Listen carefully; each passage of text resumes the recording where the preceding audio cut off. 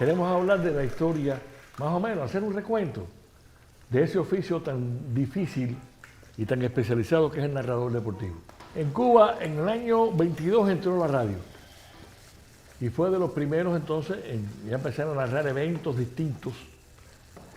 Había un antecedente de lo que fue la voz latina para el gran deporte, que era, o para varios deportes, pero bueno, para el gran que era la pelota en ese momento y en Cuba sobre todo, que fue Bob Canel.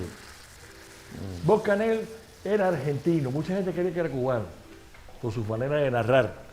Pero Bob Canel estaba sus padres en una misión diplomática en el consulado de España en Argentina, y él nació en Argentina. Después, cuando ya emigra a Estados Unidos, pues empieza a narrar, se empieza a oír el estilo de Bob Canel. Él también tenía una relación muy estrecha con los cubanos, sobre todo con Felo Ramírez, que compartió con él el micrófono. Y entonces empezó a narrar con un estilo muy personal, al estilo como los cubanos hacían estas cosas, ¿no? Hay gente como Cuco Conde, por ejemplo, que también fue un maestro. Por ejemplo, CMQ tenía a Yes Lozada, a Gabino Delgado, a Fernandito Menéndez y a Cuco Conde. Mientras el Canal 4, lo que era Unión Radio, tenía a Felo Ramírez, René Molina, Fernandito Menéndez, o sea, alternaban. Era la gente que más se veía, porque era los que salían por la incipiente televisión en Cuba, que había llegado a Cuba a los años 50. Pero Ramiro no, pero Ramiro había empezado en el 45 a narrar pelota. Pero además de eso, fueron surgiendo después narradores como Bobby Salamanca, uno de los tipos más simpáticos, y para hablar en buen cubano, uno de los más jodedores que ha habido en el ambiente artístico. Bobby, cuando estaba en aquella cosa de la zafra, pues entonces narraba la pelota de acuerdo con uno o tres, lo tiró para la tonga, todas esas cosas que hacía. Rubén Rodríguez también fue uno de los animadores de Canal 4 en aquella época, empezó muy joven, y después se destaca como compositor.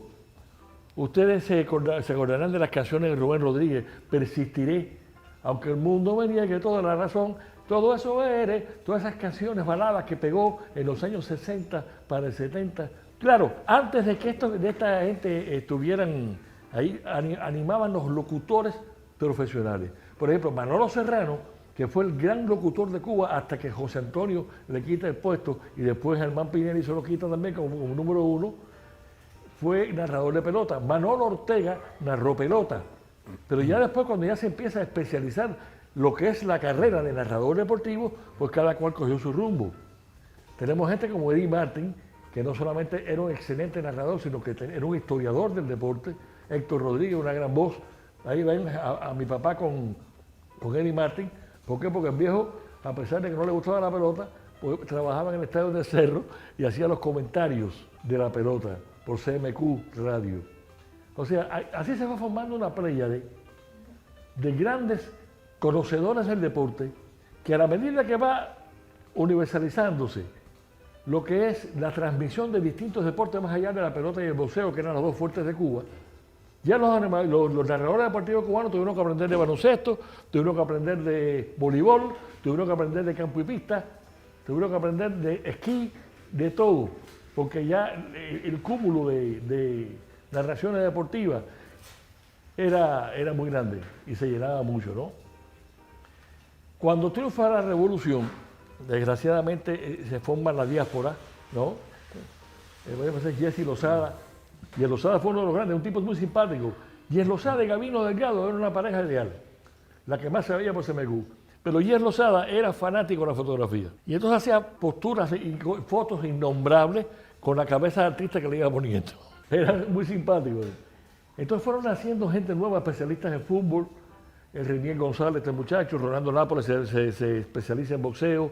Aquí muchos cubanos que fueron haciendo carrera aquí, que son excelentes, porque a mí el cubano tiene un tono muy neutro, no es como el mexicano o el español que se le sale enseguida la nacionalidad.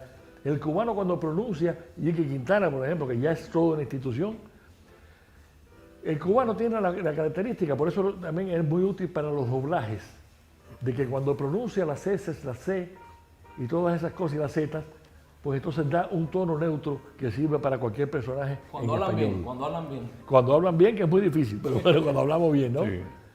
Mira a Felo y a Yiki ahí con este muchacho, ¿cómo se llama? José Fernández. Mira a Felo Ramírez, qué jovencito era. Felo Ramírez, el bayamés, era un especialista y era un hombre con un prestigio extraordinario. Ganó el premio Ford de que solamente se concede en el Hall de la Fama a los grandes animadores. Creo que Bucanel y eso son los únicos que lo tienen hasta el momento. Pero es un orgullo cubano. No importa dónde estén, no importa lo que esté narrando, siempre la cubanía le va a salir hasta por los pobres. Así que gloria a todos ellos.